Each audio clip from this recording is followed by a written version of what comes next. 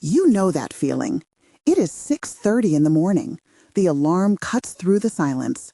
You open your eyes, you see the ceiling, and for a split second, you feel fine. Then you try to roll over. You try to swing your legs out of bed, and suddenly your lower back feels like it has been replaced by a rusted iron gate. You groan. You sit on the edge of the mattress, hands on your knees, waiting for the engine to warm up. You take that first step toward the bathroom, and you shuffle. You don't walk, you shuffle. And you tell yourself the same lie we all tell ourselves. Well, this is just the price of admission. This is just what happens when the odometer rolls over 55. This is normal. We normalize the pain. We make friends with the stiffness. We tell ourselves it is just a little bit of arthritis, or maybe the mattress is too soft, or maybe we did too much gardening yesterday. And usually, you are absolutely right. For 99% of the population, morning stiffness is annoying, it is frustrating, but it is safe. It is just the rust of life that needs a little movement to shake off. But there is a specific kind of stiffness, accompanied by a very specific, strange, heavy feeling in your legs that is not normal. It is not just aging. It is a biological ticking clock. It is a silent alarm bell ringing in your spine that most people cannot hear until it is too late. If you ignore this specific set of sensations, thinking you will just walk it off or wait until your next annual checkup in 6 months, you could be making a life-altering mistake. You could be gambling with your ability to walk, your ability to drive, and your independence. A groundbreaking 2024 analysis of spinal emergency cases found that nearly 40% of patients delayed seeking help because they assumed their symptoms were just bad sciatica. They waited. And because they waited, the damage became permanent. We're talking about a condition called Cauda Equina Syndrome. Now, I want to be very clear right off the bat. This is rare. It is a biological lottery ticket you do not want to win. But when it strikes, it does not give you weeks or months to figure it out. It does not give you a grace period. It strikes hard and it strikes fast. If you miss the warning signs I am about to show you, you risk permanent nerve damage. I am not talking about a little bit of numbness in your big toe. I am talking about the permanent loss of bladder control. I am talking about the permanent loss of the ability to move your legs properly. Sometimes the window to fix this, the surgical window to save your nerves, is as short as 24 to 48 hours. That is why you cannot click away. You need to know the difference between my back is getting old and my nerves are being strangled. I am going to walk you through the exact self-tests to rule this out. I will show you exactly what to look for, step by step, in plain English. And here is the promise I am making to you right now. If it turns out you are just dealing with standard stiffness, which is statistically the most likely scenario, that is the best case scenario. I am going to show you how to fix that too. I have 3 specific movements that unlock the spine, but you have to do them in a specific order. We are going to do this like a countdown. We will start with the mechanics, move to the red flags, and then at the very end, I am going to reveal the imposter. There is a hidden muscle in your hip that mimics this dangerous condition perfectly. It fakes the emergency. If you treat the spine but ignore this muscle, the pain never leaves. You need to know the secret to releasing the imposter to truly be pain-free. So stick with me. This is the owner's manual for your back that you never received. I want you to visualize your body like it is your house. Your lower back, that is the fuse box in the basement. It is the central hub where all the power comes in from the street. Your legs, they are the lamps in the living room. Your feet, they are the appliances in the kitchen. Now imagine you are sitting in your living room and the lamp in the corner starts flickering. It goes dim, it buzzes, it turns off, then back on. What do? You don't just change the light bulb over and over again. You don't just shake the lamp. You don't paint the lamp a different color. You go down to the basement. You check the fuse box. You check the source of the power. That is exactly what is happening inside your body right now. The term Cauda Equina is Latin for horse's tail. If you look at an anatomy chart, your spinal cord actually ends way up high, near the bottom of your ribs. Below that, inside the spinal canal, it isn't a solid cord anymore. It splits into a spray of individual nerve roots. It looks exactly like the coarse strands of a horse's tail. These nerves are the main power lines. They are the high voltage cables.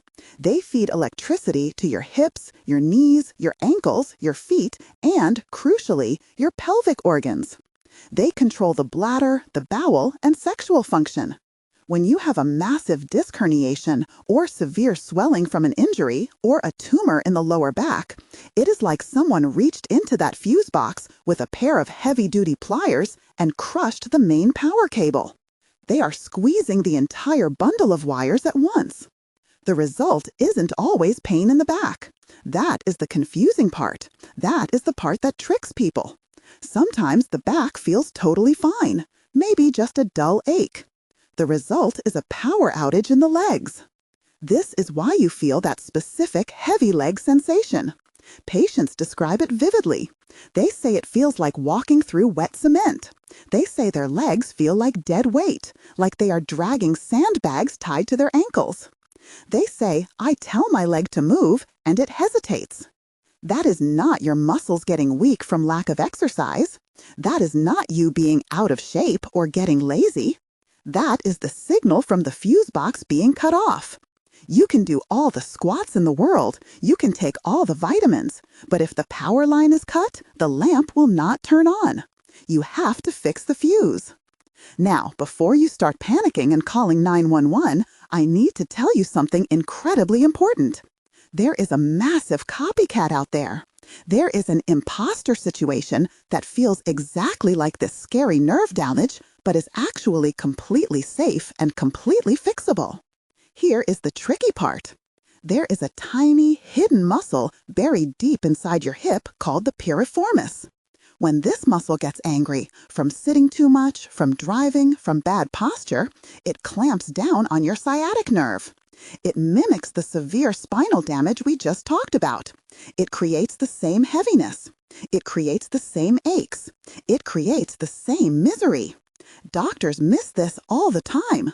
You might be terrified that your spine is crumbling. You might be looking up surgeons, but it is actually just this one stubborn knot deep in your hip. It is faking the emergency. I am going to show you exactly how to release that imposter muscle in just a few minutes. It is a simple move you can do in a chair, and the relief is often instant. It feels like unlocking a door that has been jammed for years. But here is the danger. If you try to release this muscle while you actually have nerve damage, you are wasting time. You are wasting the only 24-hour window you have to save your legs. We have to clear the red flags first. We cannot treat the imposter until we know the fuse box is safe. We have to rule out the fire before we fix the furniture. Let's talk about the single most critical warning sign. This is the one that sends you to the emergency room, not the chiropractor. This is the one that requires immediate imaging. We call it saddle anesthesia. I want you to imagine where a saddle touches a horse. Or, if you don't ride horses, imagine where a bicycle seat touches you. It touches the groin, the inner thighs, and the buttocks.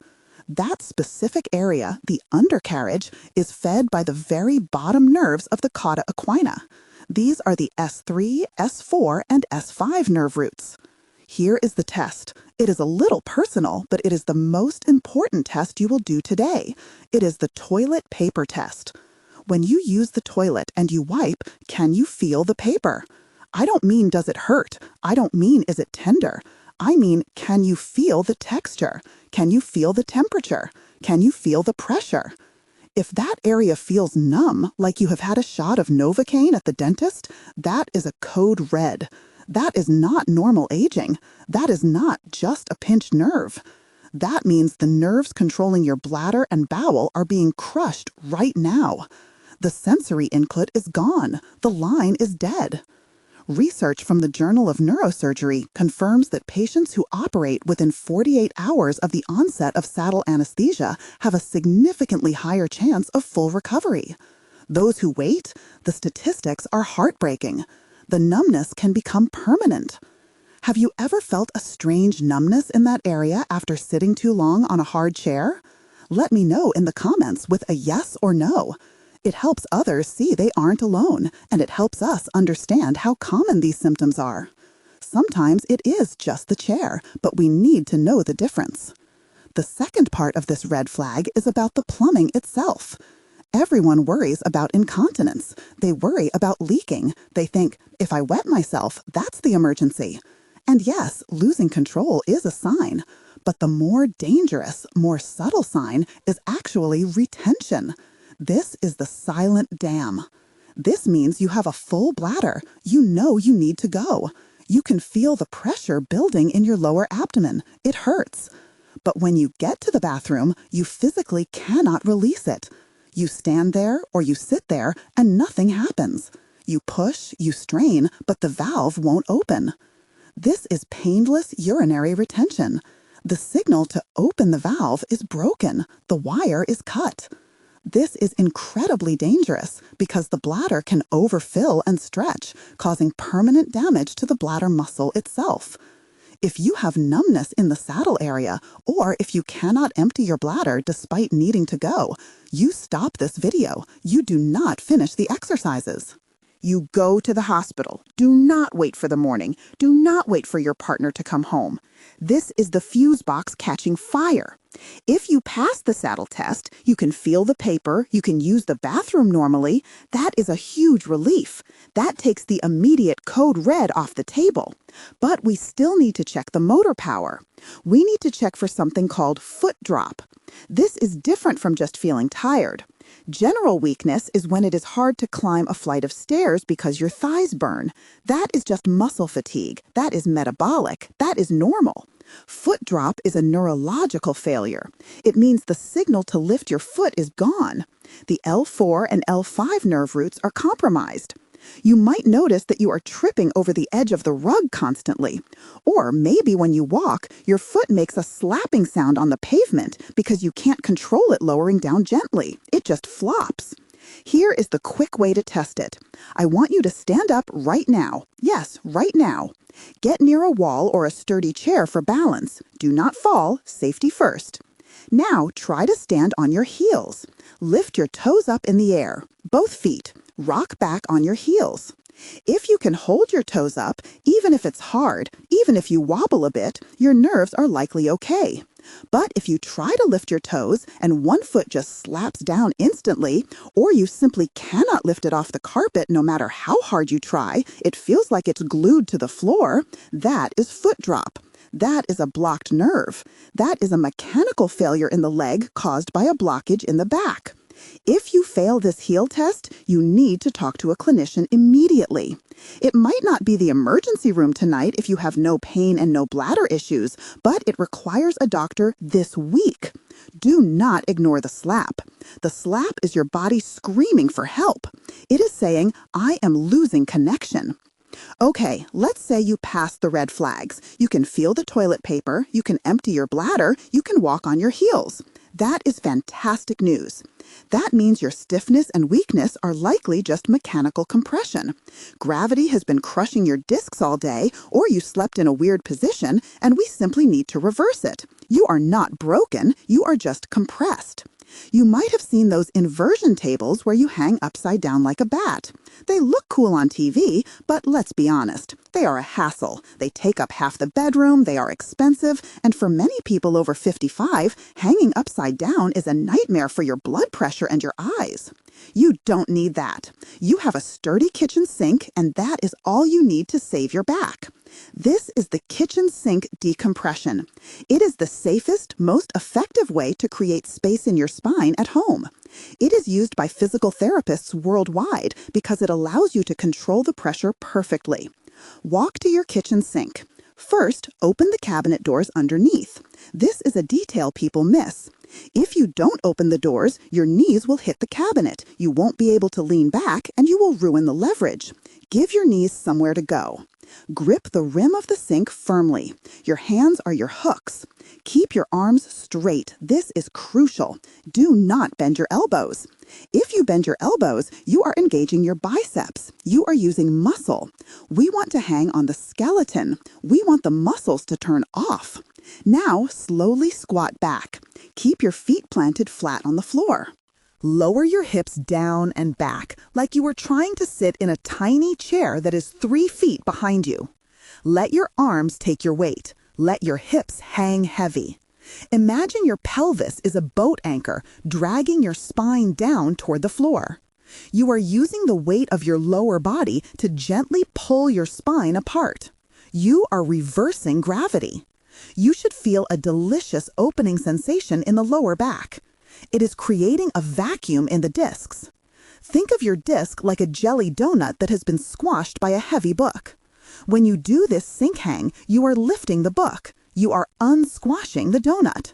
The vacuum sucks nutrients in, it sucks water in, and most importantly, it takes the pressure off the nerves. Research from the Mayo Clinic supports the idea that mechanical traction can reduce intradiscal pressure, allowing the nutrient-rich fluids to return to the disc. You are essentially inflating your shock absorbers. Try this, the sink hang. Hold it for about 20 seconds. Breathe deeply. Exhale and let your hips drop another inch. If you feel sharp pain, stop immediately. But for most, this feels like pure relief. It feels like taking off a heavy backpack you didn't know you were wearing. Do 3 rounds of 20 seconds. This is your morning coffee for your spine. Now that we have opened the space, we need to help the nerve move. But here is where most people make a critical mistake. They try to stretch the pain away. If you have a pinched nerve or sciatica, static stretching is the enemy. Imagine your nerve is a piece of wire trapped in a rusty metal tube. That tube is your spinal canal. If the wire is stuck and you pull both ends of the wire hard, which is what a normal hamstring stretch does it get free? No. It gets tighter, it frays, it gets irritated, it gets angry. You don't want to stretch an irritated nerve. You want to floss it. You want to gently slide it back and forth through the tube to break up the adhesions and get it moving again without tension. We call this nerve flossing or neural gliding.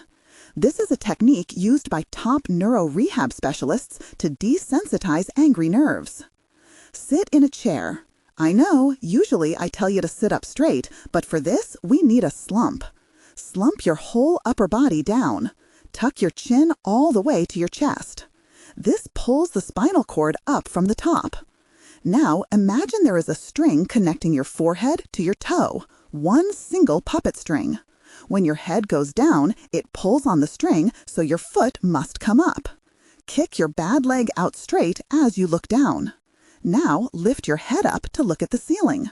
When your head goes back, the string goes slack at the top, so it pulls your foot down. Bend your knee and bring your foot back to the floor. It is a connected rhythm. Head down, leg up. Head up, leg down. Follow the string. You are pulling the nerve from one end, then the other. You are gliding it back and forth through that rusty tube. You are not holding the tension. You are creating movement. Try this gently. Do 10 repetitions. Safety is key here. If you feel tingling or a zap of electricity, you are pushing too hard. Make the movement smaller. Do not force it. We want to soothe the nerve, not anger it. This triggers a process that reduces intraneural swelling. Think of it as taking the swelling out of the wire so it slides freely again. If you want more low-impact hacks for your joints that actually work, hacks that don't require gym memberships or pills, make sure to hit that subscribe button right now. We are building a community of people who are refusing to let age dictate their mobility. We are rewriting the rules of aging together. Now, remember that imposter muscle I told you about? The one that fakes the spinal emergency? The one that mimics the scary nerve damage? We are going to fix that right now. It is called the piriformis muscle. It is a small pear-shaped muscle that runs from your tailbone to the outside of your hip. Here is why it is a problem. It sits directly on top of your sciatic nerve. In about 15 to 20% of the population, the nerve actually goes through the belly of the muscle. When you sit all day or when you walk with a limp because your back hurts, this muscle gets tight. It acts like a guard dog. It gets angry. It spasms. And when it spasms, it clamps down on that nerve like a vice grip. It strangles the nerve, causing that same leg weakness, that same heavy feeling, and that same back stiffness we talked about earlier. It creates a fake sciatica. It creates piriformis syndrome. But since it is a muscle problem, not a spine problem, we can release it. We don't need surgery. We need the seated figure 4. Sit tall in your chair. This time, good posture is important. Take the ankle of your painful leg and cross it over the opposite knee. Your legs should look like the number 4. Now place one hand on your ankle and one hand on your knee to stabilize them. Keep your back perfectly flat. Do not round your spine like a turtle. Imagine you have a steel rod in your spine. Gently lean your chest forward toward your legs. You are not trying to touch your toes. You are hinging at the hips. As you lean forward, you should feel a deep, dull ache right in the center of your buttock. It shouldn't be sharp. It should feel like a good hurt. That is the piriformis letting go. That is the vice grip loosening its hold on your nerve. This stretch is powerful because it uses external rotation to lengthen the muscle across the glute. It physically pries the jaws of the muscle open. Try this, the seated figure 4. Lean into it until you find that sweet spot. Hold for 30 seconds. Breathe into it. Imagine sending your breath directly into that tight spot in your hip. If you feel a sharp stabbing pain in the groin or the knee joint, back off. You have gone too far or your hip joint is irritated. But if it is a deep stretch in the glute, stay there. This simple move can shut down the fake sciatica instantly. It can turn the lights back on in your legs. It gives you the freedom to sit in a car for an hour without agony. It gives you the stability to carry groceries up the stairs without a second thought. Finally, we need to talk about the long game. We have decompressed the spine with the sink, we have flossed the nerve, and we have released the imposter. Now, how do we keep the stiffness from coming back tomorrow? How do we stop the rust from returning? There is a golden rule in the body. Motion is lotion. Your spinal discs are fascinating structures. They do not have a direct blood supply like your muscles do. They are avascular. They are like sponges. Think about a dirty kitchen sponge on your counter. If you just let it sit there for 3 days, what happens? It dries out. It gets hard. It gets brittle. If you try to bend a dry sponge, it cracks. It crumbles. How do you get water into a sponge? You can't just pour water on it. You have to squish it and release it. Squish and release. Underwater. That is exactly how your discs work. The only way your discs get nutrients and the only way they get rid of metabolic waste is through compression and decompression, through movement. This is a process called imbibition.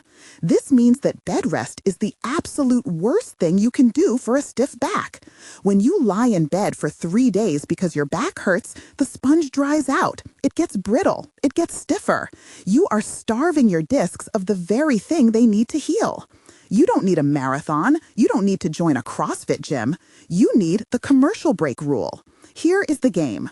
You are watching TV in the evening. Every time a commercial comes on, or every time an episode ends on Netflix, you stand up. You march in place. You walk a lap around your kitchen island. You do this for 60 seconds. That short burst of gravity and movement pumps the sponge. It keeps the spine wet. It keeps the spine lubricated. Do not let the sponge dry out. Walking is the medicine. Even if you hurt, try to walk. Shorten your stride. Take baby steps if you have to, but keep moving. The movement is what heals you.